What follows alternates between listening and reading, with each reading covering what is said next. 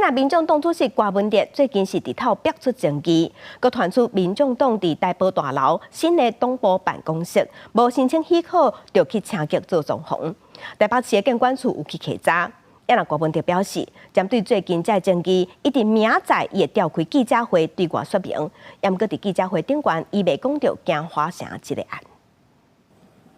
民众党主席郭文哲最近风波无停，除了政治现金风波之外，也阁有京华城案争议。政治评论员文龙党阁公布准备召回民众党新中央党部的台北大楼3楼，亲像无申请许可就进行室内装修。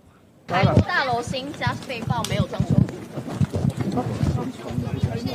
民众党表示，7月2日有送件无规避审查，会配合监管处会勘依法办理。北市监管处早起也派员到场会勘，下到说明。查出结果表示，现场虽然无施工的现象，也毋过比对原使用执照完工度、天棚结晶加现况拢无符合个0年来无申请室内装修许可记录，可能涉及违反室内装修管理办法。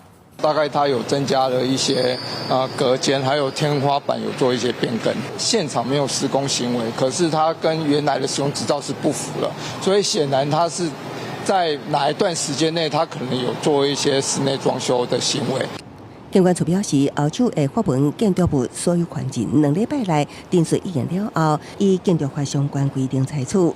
若无经过许可，就进行装修工程，会面临6万至30万的罚款。争议事件也阁有郭文哲承认，以选举补助款4300万买上班作为个人办公室使用。民进党北市议员林明芳批评郭文哲爱公开会事内，佮公布补助款金流资料。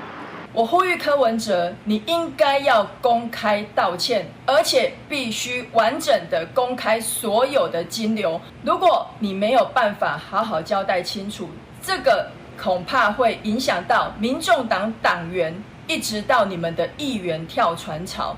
伫京华城案了后，检联也针对北市区案展开侦查行动，头一摆约谈包括2名前北市府司法局官员、相关业者3名政治查证，下到陆续移送北京复审。对于最近种种的争议，郭文哲表示会伫2号召开记者会对外说明，也无包括京华城。